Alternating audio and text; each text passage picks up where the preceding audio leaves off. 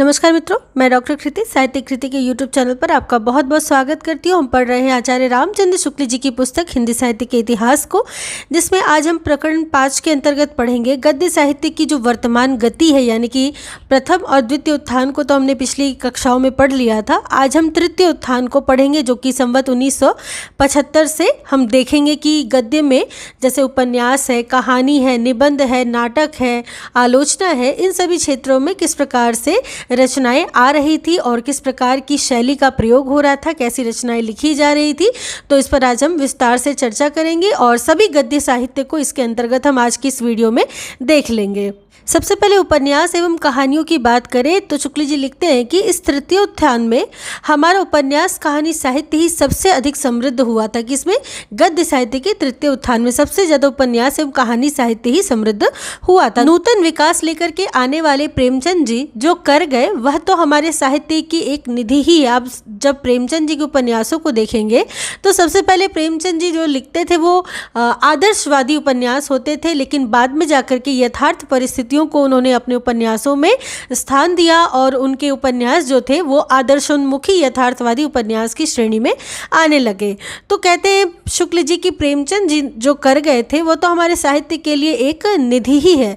उनके अतिरिक्त भी बहुत सारे ऐसे रचनाकार थे जिन्होंने अपनी अपनी रचनाओं से साहित्य जगत के भंडार को भर दिया था। जैसे कि इनमें पंडित विशंभर नाथ शर्मा कौशिक जी, बाबू प्रताप नारायण श्रीवास्तव, श्री जैनेन्द्र कुमार ऐसे सामाजिक उपन्यासकार तथा वृंदावन लाल वर्मा ऐसे ऐतिहासिक उपन्यासकार थे जिन्होंने उपन्यास भंडार की बहुत सुंदर पूर्ति की थी। सामाजिक उपन्यासों में तो जैसे कि आप जानते हैं कि समाज से संबंधित समस्याओं को, जमींदारी प्रथा जो समय थी उसको, किसानों की समस्याओं को, मजदूर वर्ग को, इस प्रकार के सभी सामाजिक उपन्यास जो थे इसके अंतर्गत ये सभी निहित होते थे वर्ण विषय।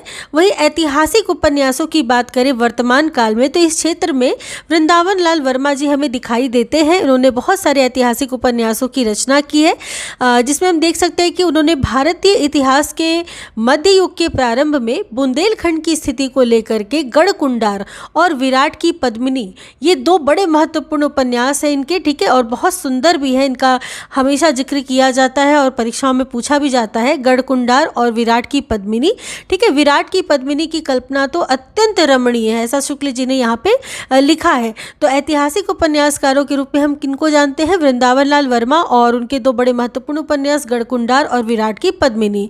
गढ़कुंडार जो था वो क्या था? बुंदेलखंड की स्थिति को लेकर के लिखा गया था, ठीक है, गढ़कुंडार। और विराट की पद्मिनी ये दो बड़े सुंदर उपन्यास है। विराट की पद्मिनी की कल्पना बहुत सुंदर, बहुत रमणीय है। अंत प्रकृति या शील के उत्तरोत्तर उद्घाटन का कौशल भी प्रेमचंद जी के दो एक उपन्यासों में विशेषता गबन में देखने में आया है। गबन में हमें क्या देखने को मिलता है? अंत प्रकृति या शील के उत्तरोत्तर उद्घाटन का कौशल दिखाई पड़ता है प्रेमचंद जी के दो एक उपन्यासों में, विशेषकर गबन में। वही हम देखेंगे कि प्रेमचंद जी की एक कहानी है बड़े भाई साहब, जिसका बहुत बार जिक्र होता है।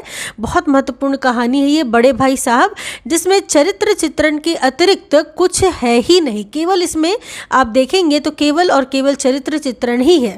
कहते उपन्यास और कहानियों के सामाजिक और ऐतिहासिक ये दो भेद तो बहुत प्रत्यक्ष हैं।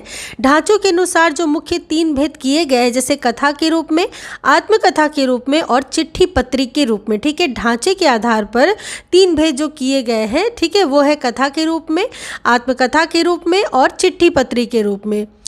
उनमें से अधिकतर जो उदाहरण हमें देखने को मिलते हैं वो प्रथम में ही सर्वत्र हुआ करते थे, यानी कि कथा के रूप में ज़्यादातर हमें कहानियाँ, उपन्यास ये सभी देखने को मिलते थे। द्वितीय के उदाहरण भी अब हिंदी में काफ़ी है, यानी कि आत्मकथा भी बहुत सारे लेखकों ने लिखी है, जैसे कि दिल की आग जीपी श्रीवास्तव जी की बहुत महत्वपूर्ण ये आत्मकथा है, दिल की आग जीपी श्रीवास्तव। वही तृतीय उदाहरण यानी कि चिट्ठी पत्री के रूप में जो लिखा जाता था, जो ढांचा था चिट्ठी पत्री का, वो तृतीय उदाहरण के अंतर्गत आता है, जिसमें हिंदी में बहुत कम पाए गए हैं चिट्ठी पत्री, जैसे कि चंद हसीनों के खतूत। मतलब कि आप देख सकते हैं कि कथा साहित्य का जो आधार रहा है वो एक तो रहा है कथा के रूप में, ठीक है, एक आत्मकथा के रूप में और एक चिट्ठी पत्री के रूप में। तो चिट्ठी पत्री में हम चंद हसीनों के खतूत को इस रूप में पाते हैं। तो इस प्रकार ये 3 जो ढांचे थे उपन्यास और कहानियों के वो ये थे, ठीक है। वही हम देखेंगे कि कथा वस्तु के स्वरूप और लक्ष्य के अनुसार हिंदी के अपने वर्तमान उपन्यासों में हमें ये भेद दिखाई पड़ते हैं। जैसे कि कुछ घटना वैचित्र्य प्रधान अर्थात केवल कुतूहलजनक, जैसे कि जासूसी और वैज्ञानिक आविष्कारों का चमत्कार दिखाने वाले कथा वस्तु या उपन्यास कहानी होते थे। इनमें साहित्य का गुण अत्यंत अल्प मात्र होता था, केवल इतना ही होता था कि ये आश्चर्य और कुतूहल को जगाते थे। ठीक है, तो एक तो इस प्रकार के हो गए। दूसरा हो गया कि मनुष्य के अनेक पारस्परिक संबंधों के मार्मिकता का प्रधान लक्ष्य रखने वाले, जैसे कि प्रेमचंद जी के उपन्यास, ठीक है, उनके सेवा सदन, निर्मला, गोदान, ठीक है, श्री विशंभरनाथ शर्मा कौशिक जी का माँ और भिखारिणी, ध्यान रखिएगा ये सभी रचनाएं परीक्षाओं में पूछी जाती है। ठीक है, तो प्रेमचंद जी का सेवा सदन, निर्मला, गोदान ये सब है। श्री विशंभरनाथ शर्मा कौशिक जी का माँ भिखारिणी है। वहीं श्री प्रताप नारायण श्रीवास्तव जी का विदा, विकास, विजय, ठीक है, ये सभी रचनाएं हैं। वहीं चतुरसेन शास्त्री जी का हृदय की प्यास है। तो ये सभी आप देख सकते हैं पारस्परिक संबंधों की मार्मिकता को बताने वाले रचनाएं हैं, उपन्यास है। ठीक है, वहीं हम आगे अगर देखेंगे कि समाज के भिन्न भिन्न वर्गों की परस्पर स्थिति और उनके संस्कार चित्रित करने वाले, जैसे कि प्रेमचंद जी का रंगभूमि उपन्यास कर्मभूमि, प्रसाद जी का कंकाल, तितली, ये सभी जो उपन्यास है वो समाज के भिन्न भिन्न वर्गों की परस्पर स्थिति और उनके संस्कार को चित्रित करते हैं।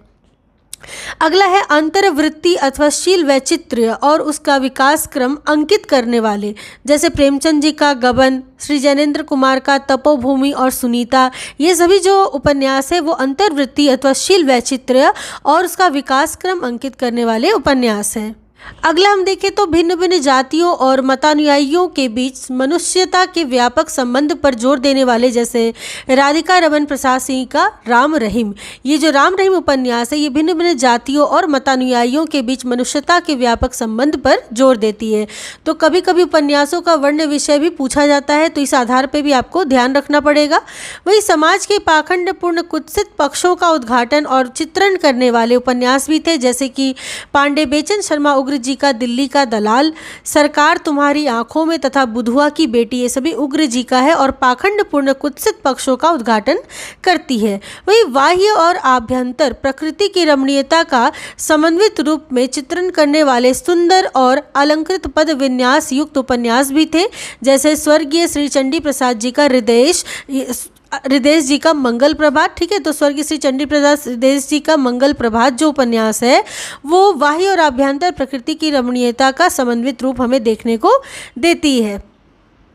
तो आप देख सकते हैं कि इस प्रकार के उपन्यास की रचनाएं जो थी वो प्रेमचंद तथा उनके साथ के बहुत सारे लेखकों ने की थी। तो इस प्रकार की रचनाएं हमें देखने को मिलती है। अब हम आगे चलेंगे छोटी कहानियों पर।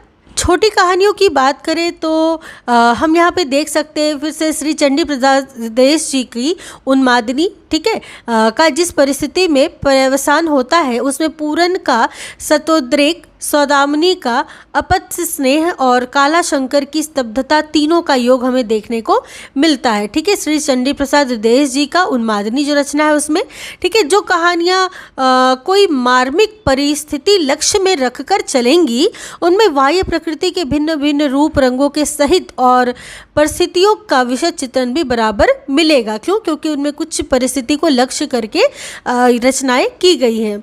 घटनाएं और कथोपकथन बहुत अल्प रहेंगे। हृदय जी की कहानियाँ प्राय इसी ढंग की हैं। उन्मादिनी में घटना गतिशील नहीं है, शांति निकेतन में घटना और कथोपकथन दोनों कुछ नहीं है। ठीक है, तो इस प्रकार की जो कहानियाँ थी वो हमें चंडी प्रसाद हृदय जी की देखने को मिलती है, जिनमें उन्मादिनी है, शांति निकेतन है। ठीक है, अब हम हिंदी की कुछ महत्वपूर्ण छोटी कहानियों को देखेंगे, जिसमें चंद्रधर शर्मा गुलेरी जी की प्रसिद्ध कहानी है उसने कहा था। बड़ी प्रसिद्ध हुई थी ये कहानी और कई बार परीक्षा में पूछी भी गई है। वही पंडित भगवती प्रसाद वाजपेयी जी का निंदिया लागी तथा पेंसिल स्केच। ठीक है, तो निंदिया लागी और पेंसिल स्केच जो है ये दोनों किसका है? भगवती प्रसाद वाजपेयी जी का। वहीं उसने कहा था गुलेरी जी की रचना है। आगे देखेंगे परिस्थितियों के विशद और मार्मिक रूपों का जो चित्रण करती थी, ऐसी जो कहानियाँ थी उनमें चंडी प्रसाद हृदय जी की उन्मादिनी और शांति निकेतन, जिसको हमने पहले अभी पढ़ा भी है। ठीक है, तो इस प्रकार की परिस्थितियों का विशद और मार्मिक रूप का चित्रण इसमें किया गया है। वहीं किसी तथ्य का प्रतीक खड़ा करने वाली लाक्षणिक कहानी की चर्चा करें तो उनमें पांडे बेचन शर्मा उग्र जी का भुनगा हमें कहानी देखने को मिलती है, ठीक है, भुनगा कहानी उग्र जी की।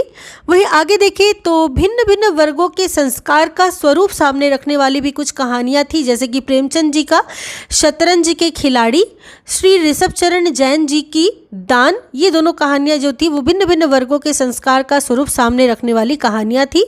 वही किसी आप देखेंगे मधुर या मार्मिक प्रसंग कल्पना के सहारे किसी ऐतिहासिक काल का खंड चित्र दिखाने वाली जो कहानियाँ थी उनमें थे राय कृष्ण दास जी की गहुला तथा जयशंकर प्रसाद जी का आकाशदीप।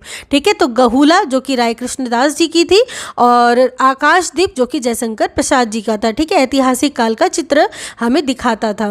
वही देश की सामाजिक और आर्थिक व्यवस्था से पीड़ित जन समुदाय की दुर्दशा सामने लाने वाली जो कहानियाँ थी, जिनमें थी श्री भगवती प्रसाद वाजपेयी जी की निंदिया लागी, हृदय गति तथा श्री जैनेन्द्र कुमार जी की अपना अपना भाग्य, सभी बड़ी महत्वपूर्ण कहानियां हैं और देश की सामाजिक और आर्थिक व्यवस्था से पीड़ित जन समुदाय की दुर्दशा को इसने सामने रखा था कहानियों ने। वहीं हम देखेंगे राजनीतिक आंदोलनों में सम्मिलित नवयुवकों के स्वदेश प्रेम, त्याग, साहस और जीवनोत्सर्ग का चित्र खड़ा करने वाली भी कुछ कहानियां थी, जैसे कि पांडे बेचन शर्मा उग्र की उसकी माँ नाम की कहानी। ठीक है, उग्र जी की कौन सी थी कहानी? उसकी माँ, जो कि राजनीतिक आंदोलन में सम्मिलित नवयुवकों के स्वदेश प्रेम, त्याग, साहस और जीवनोत्सर्ग का चित्र खड़ा करती थी। उग्र जी की जो भाषा थी वो बड़ी अनूठी और चपलता तथा आकर्षक वैचित्र के साथ चलती है। उस ढंग की भाषा उन्हीं के उपन्यासों और चांदनी ऐसी कहानियों में ही मिल सकती है। ठीक है, तो चांदनी जो कहानी है वो उग्र जी की कहानी है और उसमें भाषा की बड़ी अनूठी चपलता हमें देखने को मिलती है। वहीं हम देखें सभ्यता और संस्कृति की किसी व्यवस्था के विकास का आदिम रूप झलकाने वाली, तो इनमें हम राय कृष्ण दास जी का अंतपुर का आरंभ देख सकते हैं, श्रीमंत समंत की चंबेली की कली, वहीं श्री जैनेन्द्र कुमार की बाहुबली। ये सभी रचनाएं हमें सभ्यता और संस्कृति की किसी व्यवस्था के विकास का आदिम रूप दिखलाती है। वहीं अतीत के किसी पौराणिक या ऐतिहासिक कालखंड के बीच अत्यंत मार्मिक और रमणीय प्रसंग का अवस्थान करने वाली भी कुछ कहानियां थी, जैसे श्री बिंदु ब्रह्मचारी और श्रीमंत समंत का यानी कि पंडित बालक राम विनायक की कहानियां। वही देख सकते हैं कि ये कहानियाँ कथामुखी नाम की मासिक पत्रिका जो कि अयोध्या से निकलती थी, इसमें निकली थी। इनमें से कुछ के नाम भी हम देख सकते हैं, वनभागिनी, कृतिका, हिरम्या और बाहुमान, कनक प्रभा, श्वेतदीप का तोता, क्या पढ़ता था, चंबेली की कली। ठीक है, इनमें से कुछ कहानियों में एशिया के भिन्न भिन्न भागों में जैसे ईरान, तुर्किस्तान, अर्मेनिया, चीन, सुमात्रा, जावा इत्यादि में भारतीय संस्कृति और प्रभाव का प्रसार यानी कि ग्रेटर इंडिया दिखाने वाले प्रसंगों की अनूठी उद्भावना पाई जाती है। जैसे हिरम्या और बाहुमान ऐसी ही कहानियों में भिन्न भिन्न देशों की प्राचीन संस्कृति के अध्ययन की त्रुटि अवश्य कहीं कहीं खटकती है, पर दिखाई तो गई है हिरम्या और बाहुमान में। ठीक है, हिरम्या और बाहुमान में आर्य, पारसिक और सीमा अरब सभ्यता का घपला भी दिखाया गया है। वहीं एशिया के भिन्न भिन्न भागों में भारतीय संस्कृति और प्रभाव की झलक हमें जयशंकर प्रसाद जी के आकाशदीप से भी होती है। हास्य विनोद की बात करें तो हास्य विनोद द्वारा अनुरंजन करने वाली भी कुछ कहानियां थी, जिनमें जीपी श्रीवास्तव, श्री अन्नपूर्णानंद और कांतानाथ पांडे चोंच जी की कहानियों को शामिल किया गया था। अब हम तृतीय उत्थान के अंतर्गत नाटकों को देखेंगे। नाटकों की चर्चा करें तो कहते हैं शुक्ल जी की यद्यपि और देशों के समान यहाँ भी उपन्यासों और कहानियों के आगे नाटकों का प्रणयन बहुत कम हो गया है, फिर भी हमारा नाट्य साहित्य जो था वो बहुत कुछ आगे बढ़ा हुआ था। नाटकों के बाहरी रूप रंग भी कई प्रकार के हुए हैं और अवयवों के विन्यास और आकार प्रकार में भी वैचित्र्य हमें देखने को मिलता है। थिएटरों के कार्यक्रम भी अवकाशों के विचार के साथ इधर 3 अंक रखने की प्रवृत्ति भी लक्षित हो रही है, जहां हम कुछ नाटकों को देख सकते हैं। जैसे कि अब हम देखें नाटकों के आरंभ में तो भारतेंदु ने ही नील देवी और सती प्रताप में प्रस्तावना नहीं रखी है। हाँ, आरंभ में यशोगान या मंगलाचरण अवश्य रखा है। तो ये जो नील देवी और सती प्रताप है, ठीक है, ये जो है वो भारतेंदु जी का है और इसमें भारतेंदु जी ने प्रस्तावना नहीं रखी है कि आरंभ में यशोगान या मंगलाचरण को रख दिया है। वहीं देखिए हम तो प्रसाद जी ने अपने स्कंदगुप्त आदि नाटकों में यह दृश्य शब्द जो कि अंग्रेजी सीन का अनुवाद है छोड़ दिया है और स्थान परिवर्तन या पट परिवर्तन के स्थलों पर कोई नाम नहीं रखा है।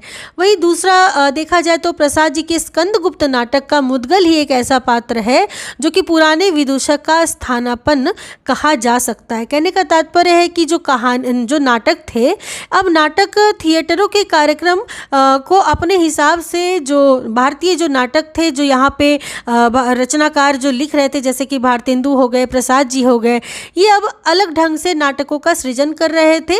और जैसे कि आपने देखा है कि भारतेंदु ने प्रस्तावना नहीं रखी अपने नाटकों में, वहीं प्रसाद जी ने भी अपने स्कंदगुप्त आदि नाटकों में ये जो दृश्य शब्द है, यानी कि जो अंग्रेजी का सीन का अनुवाद है, इसको छोड़ दिया। तो इस प्रकार की जो नाटक रचना करने की और नाटक खेलने की जो शैली चल रही थी वो विद्यमान थी। भारतीय साहित्य शास्त्र में नाटक भी काव्य के ही अंतर्गत माना गया है, अतः उसका लक्ष्य भी निर्दिष्ट शील स्वभाव के पात्रों को भिन्न भिन्न परिस्थितियों में डालकर उनके वचनों और चेष्टाओं द्वारा दर्शकों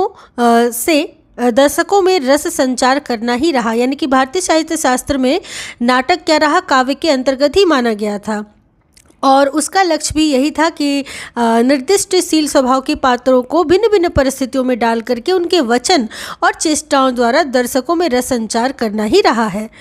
वहीं स्कंदगुप्त नाटक जो है उसमें देखा जाए तो जिस प्रकार देवसेना और सर्वनाग ऐसे गूढ़ चरित्र के पात्र हैं, उसी प्रकार शुद्ध प्रेम, युद्धोत्साह, स्वदेश भक्ति आदि भावों की मार्मिक और उत्कृष्ट व्यंजना भी देखने को मिलती है।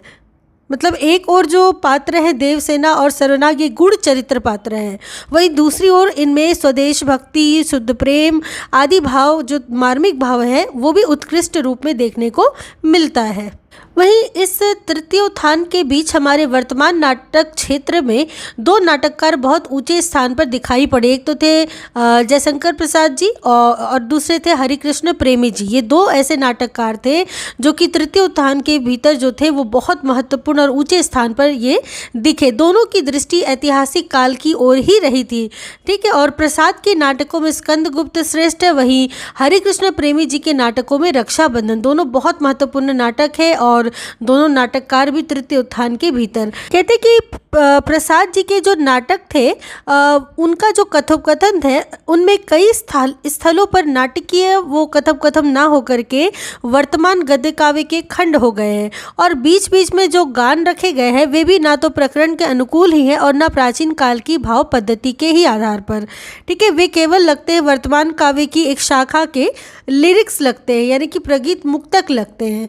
अपनी सबसे पिछली रचनाओं से ये त्रुटियां प्रसाद जी ने निकाल दी हैं और चंद्रगुप्त तथा ध्रुवसामिनी इन दोषों से प्राय बिल्कुल मुक्त है। चंद्रगुप्त, ध्रुवसामिनी ये सभी नाटक है प्रसाद जी के जो कि इस प्रकार के जो दोष थे वो उन सबसे पूरी तरीके से मुक्त है।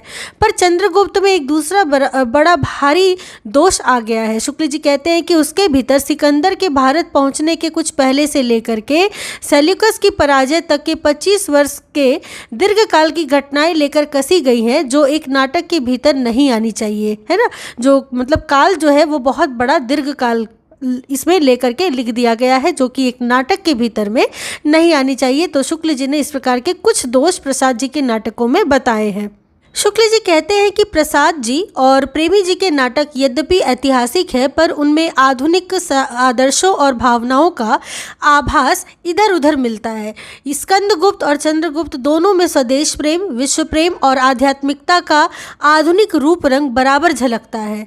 वहीं प्रेमी के शिव साधना नाटक में शिवाजी भी कहते हैं, ठीक है, यानी कि जो शिव साधना नाटक है हरिकृष्ण प्रेमी जी का, ध्यान रखिएगा, महत्वपूर्ण नाटक है शिव साधना। इसमें शिवाजी भी उसके शिवाजी के कुछ कथन भी कहे गए, जैसे कि मेरे शेष जीवन की एकमात्र साधना होगी भारतवर्ष को स्वतंत्र करना, दरिद्रता की जड़ खोदना, ऊंच नीच की भावना और धार्मिक तथा सामाजिक असहिष्णुता का अंत करना, राजनीतिक और सामाजिक दोनों भावनाओं की व्यंजना जिस काल का वह नाटक हो उस काल की भाषा पद्धति और विचार पद्धति के अनुसार करानी चाहिए, क्रांति ऐसे शब्दों द्वारा नहीं, ऐसा शुक्ल जी लिखते हैं। वही प्रेमी जी के रक्षाबंधन, ठीक है, तो एक तो प्रेमी जी का शिव साधना नाटक हमने देखा, वही दूसरा रक्षाबंधन नाटक। तो रक्षाबंधन नाटक में मेवाड़ की महारानी कर्मवती का हुमायूं को भाई कह करके राखी भेजना और हुमायूं का गुजरात के मुसलमान बादशाह बहादुर शाह के विरुद्ध एक हिंदू राज्य की रक्षा के लिए पहुंचना, यह कथा वस्तु ही हिंदू मुस्लिम भेदभाव की शांति सूचित करती है। इसी प्रकार प्रसाद जी के ध्रुव स्वामिनी नामक बहुत छोटे से नाटक में एक संभ्रांत राजकुल की स्त्री का विवाह संबंध मोक्ष सामने लाया गया है, जो वर्तमान सामाजिक आंदोलन का एक अंग है। इस प्रकार कुछ राजनीतिक परिदृश्य भी हमें इन ऐतिहासिक नाटकों में देखने को मिला है। वर्तमान राजनीति के अभिनयों का पूर्ण परिचय प्राप्त करके सेठ गोविंद दास जी ने इधर साहित्य के अभिनय क्षेत्र में भी प्रवेश किया। उन्होंने 3 अच्छे नाटक लिखे। किसने? सेठ गोविंद दास जी ने, जिसमें कर्तव्य, ठीक है, कर्तव्य में राम और कृष्ण दोनों का चरित्र नाटक के पूर्वार्ध और उत्तरार्ध 2 खंड करके रखे गए हैं कर्तव्य नाटक में, जिसका उद्देश्य है कर्तव्य के विकास की 2 भूमियां दिखाना। ठीक है, नाटककार के विवेचनानुसार मर्यादा पालन प्रथम भूमि है, जो कि पूर्वार्ध में राम द्वारा पूर्णता को पहुंचती है। लोकहित की व्यापक दृष्टि और आवश्यकता अनुसार नियम और मर्यादा का उल्लंघन उसके आगे की भूमि है, जो नाटक के उत्तरार्ध में श्री कृष्ण ने अपने चरित्र द्वारा, जैसे कि जरासंध के सामने लड़ाई का मैदान छोड़कर भागना, प्रदर्शित की है। ठीक है, तो ये कर्तव्य नाटक के अंतर्गत आता है, जो कि सेठ गोविंद दास जी का है। वही देखेंगे कि दूसरा नाटक हर्ष है, जो कि ऐतिहासिक नाटक है और इसमें सम्राट हर्षवर्धन, माधवगुप्त, शशांक आदि पात्र आए हैं। प्रकाश नाटक में वर्तमान सामाजिक और राजनीतिक परिस्थितियों का चित्रण है। इस प्रकार हमें 3 नाटक देखने को मिलते हैं, कर्तव्य, हर्ष तथा प्रकाश नाटक। किसका? सेठ गोविंद दास जी का। आगे देखेंगे पंडित गोविंद बल्लभ पंत भी बहुत अच्छे नाटककार हैं। उनका वरमाला नाटक, जो कि मार्कंडेय पुराण की एक कथा को लेकर के लिखा गया था, बड़ी ही निपुणता से लिखा गया है। ठीक है, मार्कंडेय पुराण की कथा को लेकर के वरमाला नाटक। मेवाड़ की पन्ना नामक धाय की अलौकिक त्याग का ऐतिहासिक वृत्त लेकर राजमुकुट की रचना उन्होंने की। वही अंगूर की बेटी बहुत प्रसिद्ध ये नाटक है, जो कि फारसी शब्द का अनुवाद है और मध्य के दुष्परिणाम दिखाने वाला एक सामाजिक नाटक है गोविंद बल्लभ पंत जी का। तो ध्यान रखिएगा, गोविंद बल्लभ पंत जी का वरमाला, ठीक है, जो कि मार्कंडेय पुराण की कथा के आधार पर है। वही मेवाड़ की पन्ना नमक धाय के अलौकिक त्याग का ऐतिहासिक वृत्त है राजमुकुट में, तथा अंगूर की बेटी, जो कि फारसी शब्द का अनुवाद है और मध्य के दुष्परिणाम को दिखाने का एक सामाजिक नाटक है। आगे देखेंगे तो कुछ हल्के ढंग के नाटकों में जिनमें बहुत साधारण पढ़े लिखे लोगों का भी कुछ मनोरंजन हो सकता है, बद्रीनारायण भट्ट के दुर्गावती, तुलसीदास आदि का उल्लेख कर सकते हैं हम। इसके अलावा हास्य रस की कहानियाँ लिखने वालों में जीपी श्रीवास्तव का नाम तो लिया ही जाता है।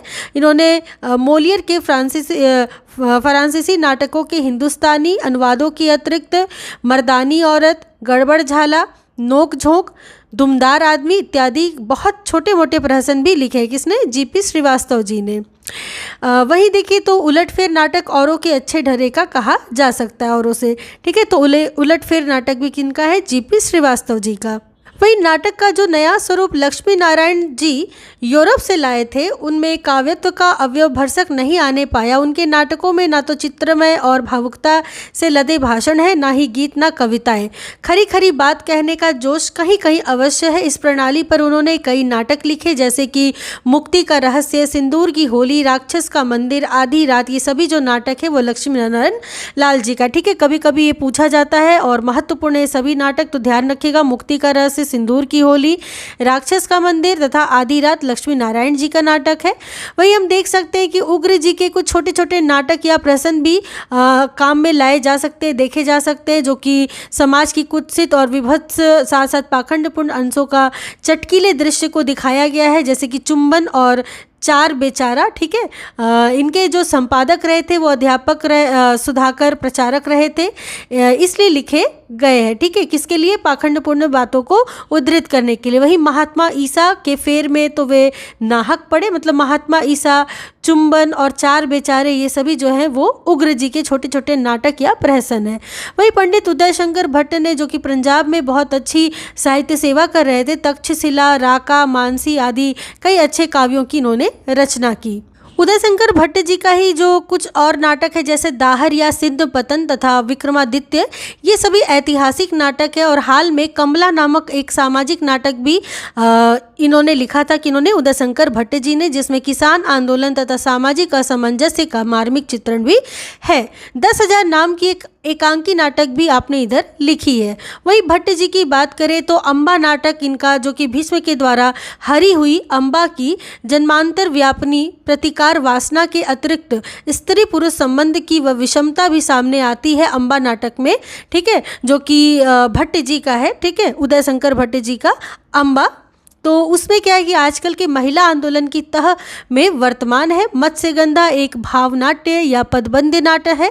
तो कभी कभी वर्ण विषय भी पूछा जाता है कि किसमें क्या है, तो ध्यान रखिएगा, ठीक है। मत्स्यगंधा क्या है, तो मत्स्यगंधा एक भावनाट्य या पद्यबद्ध नाटक है। वही देखा जाए विश्वामित्र भी इसी ढंग का एक सुंदर नाटक है। चौथा नाटक है सागर विजय। ये सभी नाटक भट्ट जी के हैं और बड़े महत्वपूर्ण है, तो ध्यान रखिएगा, चाहे अम्बा, मत्स्यगंधा, विश्वामित्र, सागर विजय, सभी, ठीक है। वहीं श्री जगन्नाथ प्रसाद मिलिंद ने महाराणा प्रताप का राज्याभिषेक से लेकर के अंत तक का वह वृत्त लेकर के प्रताप प्रतिज्ञा नाटक की रचना की। किसने? जगन्नाथ प्रसाद मिलिंद जी ने प्रताप प्रतिज्ञा, जिसमें महाराणा प्रताप का राज्याभिषेक से लेकर के अंत तक का वृत्त है। वहीं राधा कृष्ण दास जी के प्रताप नाटक का आरंभ मान सिंह के अपमान से होता है, ठीक है। तो प्रताप नाटक है राधा कृष्ण दास जी का, वही प्रताप प्रतिज्ञा नाटक है जगन्नाथ प्रसाद मिलिंद जी का, तो ध्यान रखिएगा। वही चतुर सेन शास्त्री जी ने उपन्यास कहानियां तो लिखी है, नाटक भी लिखा, जिसमें अमर राठौर और उत्सर्ग नामक ऐतिहासिक नाटक बहुत सुंदर है। कथा वस्तु भी बड़ी निपुणता के साथ चतुर सेन शास्त्री जी ने अमर राठौर और उत्सर्ग में लिखी है। वही अंग्रेजी जो कवि है, अंग्रेज कवि शैली के ढंग पर सुमित्रानंद पंत ने कवि कल्पना को दृश्य रूप देने के लिए ज्योत्सना नाम का एक रूपक लिखा है। तो ज्योत्सना क्या एक प्रकार का रूपक है। इसका वर्ण विषय भी परीक्षा में कई बार पूछा गया है कि ज्योत्सना का वर्ण विषय क्या है, तो ये एक प्रकार का रूपक है। आगे देखेंगे तो श्री कैलाशनाथ भटनागर का भीष्म प्रतिज्ञा भी विद्यार्थियों के लिए एक अच्छा नाटक है, भीम प्रतिज्ञा, ठीक है, कैलाशनाथ भटनागर जी का। वही आधुनिक एकांकी नाटक के नाम से जो प्रकाशित हुआ है संग्रह, ठीक है, उसमें इसमें श्री सुदर्शन, रामकुमार वर्मा, भुवनेश्वर, उपेंद्र नाथ अश्क, भगवती चरण वर्मा, धर्म प्रकाश आनंद, उदय शंकर भट्ट के क्रमशः राजपूत की हार, 10 मिनट, स्ट्राइक, लक्ष्मी का स्वागत, सबसे बड़ा आदमी, दीन तथा 10,000 नाम के नाटक संग्रहित है। यानी कि आधुनिक एकांकी नाटक नाम से कुछ एकांकी नाटक लिखे गए थे, जिनका एक संग्रह आधुनिक एकांकी नाटक के नाम से प्रकाशित हुआ था। और इसमें ये सभी जो लेखक थे और उनकी रचनाएं थी, जैसे कि सुदर्शन है, ठीक है, तो सुदर्शन का आप देख सकते हैं कि राजपूत की हार, राम कुमार वर्मा का 10 मिनट, है ना, भुवनेश्वर का स्ट्राइक, उपेंद्र नाथ अश्क का लक्ष्मी का स्वागत, भगवती चंद वर्मा जी का सबसे बड़ा आदमी, धर्म प्रकाश आनंद का दीन, उदय शंकर भट्ट जी का 10,000, ठीक है। तो इस प्रकार एक जो नाटक है ये सभी इसमें संग्रहित है। आगे देखेंगे तो मौलिक नाटकों के अतिरिक्त संस्कृत के कुछ पुराने नाटकों में से भास के स्वप्न वासव दत्ता, भास का नाटक है स्वप्न वासव दत्ता, जिसका अनुवाद सत्य जीवन वर्मा ने, ठीक है, किया। और वही पंचरात्र, मध्यम व्यायोग, प्रतिज्ञा, योगंध रायण, ठीक है, जिसका अनुवाद किया था वज्र जीवन दास ने। वहीं प्रतिमा, जिसका अनुवाद बलदेव शास्त्री ने किया, तथा दिगंत नाथ के कुंदमाला नाटक, जिसका अनुवाद वागीश्वर विद्यालंकार के अनुवाद भी हिंदी में हुए। तो इस प्रकार बहुत सारे भिन्न भिन्न क्षेत्रों से नाटकों के अनुवाद भी भिन्न भिन्न लेखकों ने किए। वहीं जर्मन कवि गेटे का एक जर्मन कवि है, गेटे के प्रसिद्ध नाटक फाउस्ट का अच्छा अनुवाद भी भोलानाथ शर्मा एमए ने किया था। तो इस प्रकार आपने संपूर्ण नाटक साहित्य को देखा, जो कि तृतीय उत्थान के भीतर इस प्रकार से थे।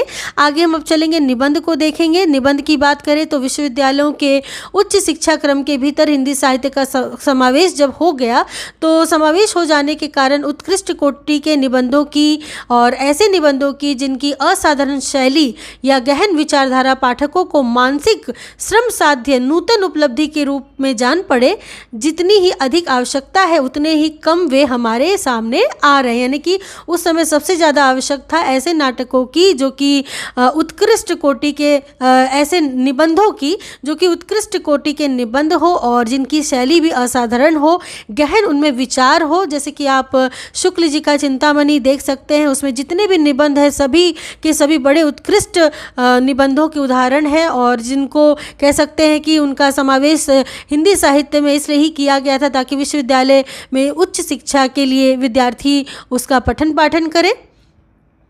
तो इस आधार पर अब हम कुछ निबंधों को देखेंगे। निबंधों की इन श्रृंखला में हम चतुरसेन शास्त्री जी का अंतःस्थल निबंध देखते हैं, जो कि बड़ा महत्वपूर्ण है। अंतःस्थल चतुरसेन शास्त्री जी का निबंध है। वहीं रविंद्र बाबू की गीतांजलि की रचना इसी पद्धति पर हुई, यानी कि निबंध की पद्धति पे हुई। हिंदी में भी कुछ इसी ढंग की रचनाएं हुई, जैसे कि राय कृष्ण दास जी की साधना, प्रवाल और छायावाद। ठीक है, वियोगी हरि जी की भावना और अंतर्नाद विशेष रूप से उल्लेखनीय, यानी कि राय कृष्ण दास की साधना, प्रवाल तथा छायावाद, वहीं वियोगी हरि की भावना और अंतर्नाद। ठीक है, हाल ही में श्री भंवरलाल सिंधी ने वेदना नाम की इसी ढंग की एक पुस्तक लिखी है, जिसके भूमिका लेखक है भाषा तत्व के देश प्रसिद्ध विद्वान डॉक्टर सुनीति कुमार चटर्जी। ठीक है, तो इस प्रकार के निबंध के रूप हमारे सामने आते हैं। अब हम चलेंगे कुछ और आगे देखेंगे गद्य साहित्य की कुछ और विधाओं को। अगली जो विधा है वो है समालोचना और काव्य मीमांसा की, जिसमें हम पाते हैं कि इस तृतीय उत्थान में समालोचना का आदर्श भी बदला था। ठीक है, गुण दोष के कथन के आगे बढ़कर भी कवियों की विशेषताओं की ओर और उनके अंत प्रवृत्तियों की छानबीन की ओर ध्यान दिया गया था, जिनमें तुलसीदास, सूरदास, जायसी, दीनदयाल गिरी और कबीरदास की विस्तृत आलोचनाएं पुस्तकाकार और भूमिकाओं के रूप में निकली भी थी। इस इतिहास के लेखक ने तुलसी, सूर और जायसी पर विस्तृत समीक्षाएं भी लिखी गई, जिनमें प्रथम थे गोस्वामी तुलसीदास जी, जिन पर समालोचनात्मक पुस्तकें लिखी गई। ठीक है, और छपी भी। शेष क्रमशः जैसे कि हम कह सकते हैं भ्रमर गीत सार और जायसी ग्रंथावली सम्मिलित है इन समालोचनात्मक रचनाओं में। वहीं हम देख सकते हैं कि अयोध्या से उपाध्याय की कबीर समीक्षा उनके द्वारा संग्रहित कबीर वचनावली के साथ और डॉक्टर पीताम्बर दत्त बड़थवाल की कबीर ग्रंथावली के साथ भूमिका के रूप में आई थी। ठीक है, तो अयोध्या से उपाध्याय की कबीर समीक्षा उनके द्वारा संग्रहित कबीर वचनावली में और पीताम्बर दत्त बड़थवाल की कबीर ग्रंथावली उनके साथ भूमिका के रूप में हमारे सामने आलोचना की पृष्ठभूमि में देखने को मिलती है। फिर जैसे केशव की काव्य कला में पंडित कृष्ण शंकर शुक्ल ने अच्छा काम किया अनुसंधान का। उनका कविवर रत्नाकर, किसका? पंडित कृष्ण शंकर जी शुक्ल जी का कविवर रत्नाकर भी कवि की विशेषताओं का मार्मिक ढंग से इन्होंने सामने रखा है। वहीं छायावाद पर यदि कुछ आलोचनात्मक रचनाएं हमें देखें तो पाएंगे कि केवल प्रोफेसर नगेंद्र की सुमित्रा नंदन पंत जो पुस्तक है, ये बहुत महत्वपूर्ण पुस्तक है, कई बार परीक्षाओं में पूछी गई है। नगेंद्र की सुमित्रा नंदन पंत जो कि एक ठिकाने की मिलती है, यानी कि महत्वपूर्ण पुस्तक है, ऐसा शुक्ल जी यहाँ पे लिखते हैं। आगे समालोचना के बाद जब हम काव्य मीमांसा की ओर देखते हैं तो हम पाएंगे कि पाश्चात्य काव्य शास्त्र के अंतर्गत जो रिचर्ड्स है, आई.ए. रिचर्ड्स, तो उन्होंने अपनी पुस्तक साहित्य समीक्षा सिद्धांत, ठीक है, तो इनकी जो पुस्तक है रिचर्ड्स की, वो साहित्य समीक्षा सिद्धांत है, बहुत महत्वपूर्ण पुस्तक है इनकी, प्रिंसिपल्स ऑफ लिटरेरी क्रिटिसिज्म। ठीक है, तो साहित्य समीक्षा सिद्धांत इसको हिंदी में कह सकते हैं और अंग्रेजी में इस प्रकार के भी कोई भी नाम आए तो आप कंफ्यूज मत होइएगा, रिचर्ड्स का है। तो इस प्रकार इन्होंने अपने साहित्य समीक्षा सिद्धांत या प्रिंसिपल्स ऑफ लिटरेरी क्रिटिसिज्म में बड़ी सूक्ष्म और गंभीर मनोवैज्ञानिक पद्धति पर कार्य किया है। ठीक है, तो इनकी ये पुस्तक है, विशेष रूप से इनकी पुस्तक ही पूछी जाती है और इनके जो भी सिद्धांत है रिचर्ड्स के, वो सब हमने पिछली कई कक्षाओं में पढ़ा है। तो अगर आपने वीडियोस नहीं देखा है तो आप पिछली वीडियोस देख सकते हैं और चैनल को भी सब्सक्राइब करके रख सकते हैं कि इस प्रकार की वीडियोस आपको मिलती रहे। तो अब रिचर्ड्स का तो हमने जो सिद्धांत देखा और जो समीक्षा सिद्धांत की जो पुस्तक देखी जिसका नाम है साहित्य समीक्षा सिद्धांत, प्रिंसिपल्स ऑफ लिटरेरी क्रिटिसिज्म। आगे हम देखेंगे कि काव्य की स्वरूप मीमांसा के संबंध में यूरोप में इधर सबसे अधिक जोर रहा है, जिसमें आप देख सकते हैं कि अभिव्यंजनावादी जो एक्सप्रेशनिज्म का था, जिसके प्रवर्तक है इटली के क्रोचे, बेनेडिक्टो क्रोचे है, अभिव्यंजनावाद के जनक भी कह सकते हैं और प्रवर्तक भी हैं। तो ये पूछा जाता है कि अभिव्यंजनावाद के प्रवर्तक आचार्य कौन है, तो इटली के क्रोचे को माना जाता है अभिव्यंजनावाद का जनक। तो इस प्रकार काव्य की स्वरूप मीमांसा के संबंध में यूरोप में अभिव्यंजनावाद का स्वरूप बहुत निखर कर सामने आ रहा था और इटली के क्रोचे जो थे इसका प्रवर्तक करते हैं अभिव्यंजनावाद का। वही शुक्ल जी लिखते हैं कि और कलाओं को छोड़ यदि हम काव्य ही को केवल ले तो इस अभिव्यंजनावाद को वाग वैचित्र्यवाद ही कह सकते हैं। यानी कि अभिव्यंजनावाद को शुक्ल जी ने क्या कहा है, वाग वैचित्र्यवाद कहा है और इसे अपने यहाँ के पुराने वक्रोक्तिवाद का विलायती उत्थान मान सकते हैं। तो ये भी प्रश्न पूछा जाता है कि शुक्ल जी ने वक्रोक्तिवाद का विलायती उत्थान किसे माना है, तो अभिव्यंजनावाद को ही शुक्ल जी ने वक्रोक्तिवाद का विलायती उत्थान माना है। वक्रोक्ति हमारे यहाँ कुंतक आचार्य जो रहे उनका सिद्धांत था, उन्होंने इस सिद्धांत का प्रवर्तन किया था, वक्रोक्तिवाद के जनक थे। और इसी वक्रोक्तिवाद के आधार पर कह सकते हैं कि शुक्ल जी ने कहा कि वक्रोक्तिवाद का विलायती उत्थान है अभिव्यंजनावाद, जिसको उन्होंने वाग वैचित्र्यवाद भी कहा था। वहीं शुक्ल जी लिखते हैं कि काव्य रचना और काव्यचर्या दोनों में इधर स्वप्न और मद का बड़ा प्रधान स्थान रहने लगा था, स्वप्न और मद का। ठीक है, स्वप्न और मद को लेकर के ईसा की इस 20वीं सदी में आकर वह एक मनोवैज्ञानिक तथ्य के रूप में फ्रायड द्वारा प्रदर्शित किया गया। ठीक है, फ्रायड जो दार्शनिक थे उनके द्वारा मनोविज्ञान के क्षेत्र में स्वप्न और मद को प्रदर्शित किया गया। फ्रायड ने कहा कि जिस प्रकार स्वप्न अंत संज्ञा में निहित अतृप्त वासनाओं की तृप्ति का एक अंतर्विधान है। ठीक है, स्वप्न क्या है, एक अंतर्विधान है अंत साधना में निहित अतृप्त वासनाओं की तृप्ति का, उसी प्रकार कलाओं का निर्माण करने वाली कल्पना भी, ठीक है, कल्पना भी उसी प्रकार से विद्यमान है। इससे कवि कल्पना और स्वप्न का अभेद भाव और भी पक्का हो गया। यानी कि कल्पना और स्वप्न में क्या है, कोई भेद नहीं है। यानी कि कल्पना और स्वप्न का अभेद भाव और भी पक्का हो गया, क्योंकि जिस प्रकार स्वप्न अंत संज्ञा में निहित अतृप्त वासनाओं की तृप्ति का एक अंतर्विधान है, उसी प्रकार कलाओं का निर्माण करने वाली कल्पना भी, ऐसा फ्रायड का कथन है। तो इस प्रकार उन्होंने कह सकते हैं कि काव्य मीमांसा के क्षेत्र में, मनोविज्ञान के क्षेत्र में इस प्रकार से जो एक परिपाटी चल रही थी वो शुक्ल जी ने हमारे सामने प्रस्तुत की है। और इस जो परिचर्चा है, जो ये उत्थान है, तृतीय उत्थान, इसके अंतर्गत अंत में शुक्ल जी कहते हैं कि भारत में मतवालेपन या फक्कड़पन की भावना अघोरपंथ आदि कुछ संप्रदायों में तथा सिद्ध बनाने वाले कुछ साधुओं में चलती आ रही थी। कवियों के संबंध में इसकी चर्चा नहीं थी। यहाँ तो कवि के लिए केवल लोक व्यवहार में कुशल होना आवश्यक समझा जाता था। और राजशेखर ने काव्य मीमांसा, जो काव्य मीमांसा ग्रंथ है वो किसकी है, तो राजशेखर की। कई बार ये रचना पूछी गई है तो ध्यान रखिएगा। तो राजशेखर ने काव्य मीमांसा में कवियों के जो लक्षण बताए हैं, जो कहे हैं, उससे यह बात स्पष्ट हो जाती है कि कवियों के लिए केवल लोक व्यवहार में कुशल होना ही आवश्यक था। तो इस प्रकार इस कक्षा के माध्यम से आपने तृतीय उत्थान के अंतर्गत गद्य साहित्य की जितनी भी विधाएं थी, चाहे वो नाटक हो, निबंध हो, कहानी हो, उपन्यास हो, समालोचना हो या फिर काव्य मीमांसा हो, इसके अंतर्गत संपूर्ण आपने पढ़ ली है।